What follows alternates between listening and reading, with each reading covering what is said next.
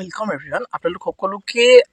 আমাৰ জ্ঞান তীৰ্থৰ নতুন এটা ভিডিঅ'লে মই জ্ঞান প্ৰকাশ শৰ্মাই আপোনালোকক স্বাগতম জনাইছোঁ। ইতিমধ্যে আপোনালোকে গম পাইছে যে আমি খুব সুন্দৰভাৱে আপোনালোকৰ সৈতে ডেইলি আমি ভিডিঅ'সমূহ আপলোড কৰি আছোঁ আৰু যিমান পাৰোঁ সিমান আমি মক টেষ্ট আৰু PDF নোটছসমূহ আমি আমাৰ টেলিগ্ৰাম চেনেলত এভেইলেবল কৰিবলৈ চেষ্টা কৰি আছোঁ। গতিকে আপোনালোকে আমাৰ সৈতে সংযুক্ত হৈ থাকিবৰ কাৰণে আমাৰ যিটো ইউটিউব চেনেল জ্ঞান তীৰ্থ ৱে টু ছাকচেছ ইউটিউব চেনেলটোত আপোনালোকে ছাবস্ক্ৰাইব কৰি ল'ব। ইয়াৰ লগতে আমাৰ জ্ঞান তীৰ্থ যিটো একাডেমি আমাৰ টেলিগ্ৰামৰ এটা চেনেল আছে জ্ঞান তীৰ্থ একাডেমি বুলি, তো তাতে আপোনালোকে কিন্তু জইন কৰি ল'ব, কাৰণ আমি তাতে ৰেগুলাৰ মক টেষ্ট PDF নোটছ আৰু আমাৰ হেণ্ডিটেড নোটছসমূহ আমি তাতে প্ৰভাইড কৰি থাকোঁ। লগতে ৰেগুলাৰ গাইডেঞ্চসমূহ আপোনালোকে তাতে লাভ কৰিব। এতিয়া আজি ভিডিঅ'টোৰ থাম্বনেইল আৰু টাইটেল দেখি আপোনালোকে গমেই পাইছে ভিডিঅ'টো কিহৰ ওপৰত আমি ডিছকাশ্যন কৰিবলৈ লৈ আহিছোঁ। দেখিছে গুড নিউজ ফৰ অল, বিশেষকৈ DME যিসকল এক্সপেৰিয়েঞ্চ আছিলে তো তেওঁলোকৰ কাৰণে এটা গুড নিউজ। আৰু DME ৰিজাল্ট সম্বন্ধে আমি 2025 চনৰ যিটো 12 জানুৱাৰী টেকনিকেল আৰু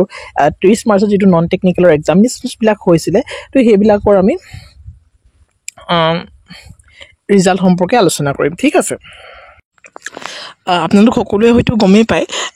DME গভৰ্ণমেণ্ট আছামৰ পৰা কেইখনমান নটিফিকেশ্যনছ তেওঁলোকে অফিচিয়েলি পাব্লিছ কৰিছিলে আৰু তাতে সম্পূৰ্ণৰূপে তেওঁলোকে ডিটেইলছবিলাক তাতে লিখিছিলে আৰু সেইখন আমি আপোনালোকৰ সৈতে ডিছকাশ্যন কৰা নাছিলোঁ, কিন্তু পলম হ'লেও এতিয়া ডিছকাশ্যন কৰিছোঁ, কাৰণ তেওঁলোকে লিংকবিলাক এতিয়া আপডেট কৰিছে, লিংকবিলাক এতিয়া তেওঁলোকে এক্টিভ কৰিছে।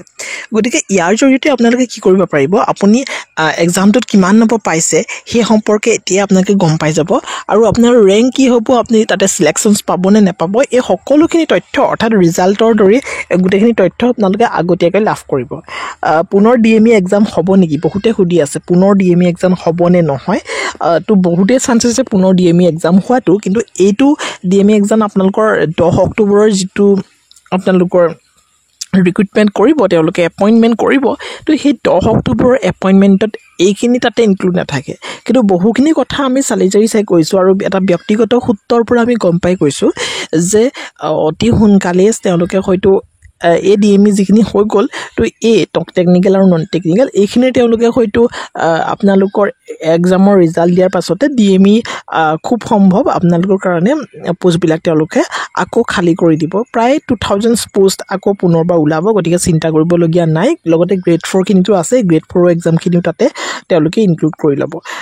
গ্ৰেড 4 মিলাৰটো আপোনালোকৰ 4000 মান পোষ্ট মোৰ মতে ওলাব লাগে, কাৰণ এইখিনি আমি এটা ব্যক্তিগত সূত্ৰৰ পৰা গম পাইছোঁ। ঠিক আছে, বহুখিনি মেডিকেল কলেজেছ আছে আৰু সেইখিনিতে ওলাব। আৰু গুৱাহাটী মেডিকেল কলেজৰ কথাটো চাগে সকলোৱে গমেই পাইছে, মই পুনৰ সেইটো ক'বলৈ নিবিচাৰোঁ, তাতো বহুতখিনি পোষ্ট আপোনালোকৰ কাৰণে ভেকেণ্ট কৰা হৈছে বা হ'ব। আৰু পলম নকৰি আজি সবিশেষ চাই লওক, আৰু ভিডিঅ'টো যদি আপোনালোকে চাই আছে আজিয়ে সম্পূৰ্ণকৈ ভিডিঅ'টো চাওক, এইটো থৈ নিদিব, কাৰণ পাছত নিজেই পস্তাব। ঠিক আছে, আৰু এটা কুৱেশ্যনছ বহুতে সুধি আছিলে DMEৰ এইবাৰ ঘোষণা হ'ব নেকি ডিষ্ট্ৰিক্ট ৱাইজ কাট অফ, তাৰমানে টেটৰ যিবিলাক এক্সাম, টেটৰ যিবিলাক মেৰিট লিষ্ট, সেই মেৰিট লিষ্টবিলাকৰ দৰে DMEটো এইবাৰ কি কৰিব, ডিষ্ট্ৰিক্ট ৱাইজ কাট অফ তেওঁলোকে পাব্লিছ কৰিব নেকি, কাৰণ পূৰ্বতে কেতিয়াও তেওঁলোকে OMR শ্বীট বা আনচাৰ শ্বীট পাব্লিছ কৰা নাছিলে। এক্সামটো হৈ যায়, জাহা তাহা ৰিজাল্টটো দিয়ে, ৰোল নাম্বাৰ কেইটামান মাৰি দিয়ে, হৈ গুচি যায়। কিন্তু এইবাৰ তেওঁলোকে এটা বেলেগ পদক্ষেপ লৈছে, কাৰণ বহুতৰে মাজত এটা কণ্ট্ৰভাৰ্চি হৈছিলে যে DME এক্সামটো যে নিকা নহয় কিবা হয়, কিন্তু সেই তাৰ প্ৰতি লক্ষ্য ৰাখি চৰকাৰে এবাৰ সম্পূৰ্ণ নিকা নিযুক্তি কৰিবলৈ গৈছে। তাতে OMR শ্বীট আৰু আনচাৰ শ্বীটো আপোনালোকে ডাউনলোড কৰাৰ সুবিধা প্ৰদান কৰিছে।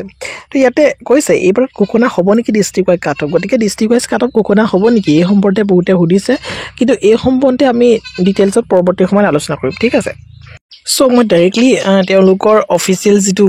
ৱেবছাইট আছে তালৈ গুচি গৈছোঁ, DMEAssam.gov.in বুলি মাৰি দিলে আপোনালোকে পাই যাব। ইয়াতে মই লিখাই আছে, চব মই দেখাই দিছোঁ, এইটো DMEAssam.gov.in বুলি গুগলত বা ক্ৰম ব্ৰাউজাৰত যদি মাৰি দিয়ে তেতিয়াহ'লে এইটো পেজত আপোনালোকে ডিৰেক্টলি আহি যাব। তাতে এই তললৈ চাবচোন লেটেষ্ট বুলি থাকিব, আৰু লেটেষ্টতে আপোনালোকে যদি ক্লিক কৰি দিয়ে, মোৰতে মই ছাপ'জ ক্লিক কৰি দিছোঁ, ছাপ'জ মোৰত ক্লিক কৰি দিলোঁ, ইয়াতে কি কি আছে এইটো চব, ইয়াত গোটেইখিনি কথা ইয়াত উল্লেখ আছে। তাতে আপোনালোকে এই বস্তুটোত প্ৰথমৰ এই অপশ্যনটোতে 12 এপ্ৰিলত যিটো আহিছে ইয়াতে যদি ক্লিক কৰি দিয়ে, আপোনালোকে তাতে OMR শ্বীটখন আপোনালোকে যিখন এক্সামত ফিল আপ কৰি থৈ আহিছিলে সেইখন আপোনালোকে ডাউনলোড কৰিব পাৰিব। আৰু click here two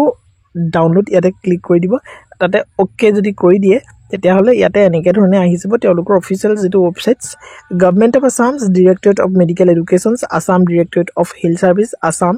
directorate of health services FW Assam directorate of AYUSH Assam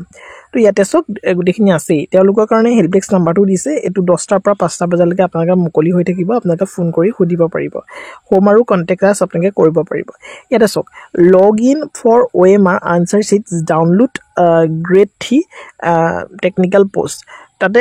ইয়াতে যদি আপোনালোকে ক্লিক কৰি দিয়ে তেতিয়াহ'লে আপোনালোকে OMR শ্বীটখনৰ কাৰণে আবেদন কৰিব পাৰিব আৰু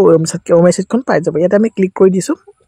হেৰে চাই লওক এনেকৈ ধৰণে আহিছে আৰু ইয়াতে লগ ইন কৰিবলৈ আপোনালোকৰ এপ্লিকেশ্যন নাম্বাৰটো লাগিব যিটো নেকি আপোনালোকৰ এডমিট কাৰ্ডটোতে আপোনালোকে দেখিবই সেইটো এপ্লিকেশ্যন নাম্বাৰটো ইয়াতে মাৰি দিব আৰু এপ্লাই কৰাৰ সময়ত আপোনালোকে এটা পাছৱৰ্ড দিছিলে মনত আছেনে নিজৰ নামটোই দিছিলে হয়তো নিজৰ নামটো যদি কিবা এটা হয় মোৰ ছাপ'জ জ্ঞান মোৰ নাম জ্ঞান প্ৰকাশ মই জ্ঞান বুলিয়ে দিছিলোঁ 99 এনেকৈ ধৰণে আপোনালোকে নিশ্চয়কৈ এটা পাছৱৰ্ড দিছিলে যদি মনত নাই ফৰগেট পাছৱৰ্ড ইয়াত অপশ্যন নাই তেওঁলোকৰ সৈতে কণ্টেক্ট কৰিব পাৰিব আৰু ইয়াতে পাছৱৰ্ডটো দিলেই আপোনালোকে লগ ইন কৰি দিলে আপোনালোকৰ যিখন কাৰ্ড সেই কাৰ্ডখন লাভ কৰিব ঠিক আছে 50 रुपीज এটা কিন্তু পেমেন্ট কৰিব লাগিব তাতে 50 रुपीज এটা পেমেন্ট কৰাৰ বাবে লিংক আহিয়ে যাব গতিকে চিন্তা কৰিবলগীয়া নাই আৰু ইয়াতে নেক্সট আপোনালোকে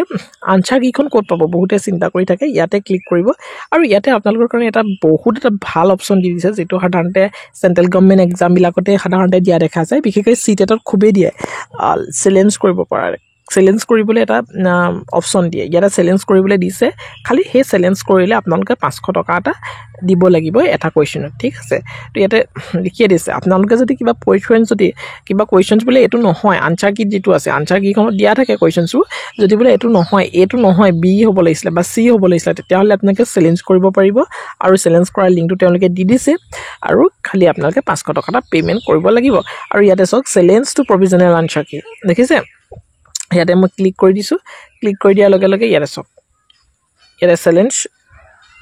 আপোনালোকে চেলেঞ্জ কৰিবলৈ এপ্লিকেশ্যন নাম্বাৰ ঠিক একে ধৰণে দিব লাগিব আৰু পাছৱৰ্ডটো দিব লাগিব তাৰপিছত লগ ইন কৰিব আৰু আনসাৰ কিখন আপোনালোকে ইয়াতে ক্লিক কৰিলে আনসাৰ কিখন পাই যাব আমি প্ৰভিজনেল আনসাৰ কিখন ক্লিক কৰি দিছো এখন আমি ডাইৰেক্টলি ডাউনলোড কৰি দিছো আহি গৈছে নহয়নে এখন আমি ক্লিক কৰি দিছো এইখন আপোনালোকৰ প্ৰভিজনেল আনসাৰ কি এইখন তেওঁলোকৰ অফিচিয়েল এখন আনসাৰ কি এইখন এ সেটৰ আনসাৰ কিখন যদি আপোনাৰ এ পৰিছে এখন হ'ব আৰু আপোনাৰ যদি বি পৰিছে এখন হ'ব আৰু সি পৰিলে এখন আপোনালোকৰ আনসাৰ কি হ'ব তো হে আসলে ভিডিওটো একেবাৰে সৰু এটা ইনফৰমেটিভ ভিডিও আসলে মাথো আজি 19 এপ্ৰিলৰ ভিতৰত আপোনালোকে আনসাৰ কিখন যদি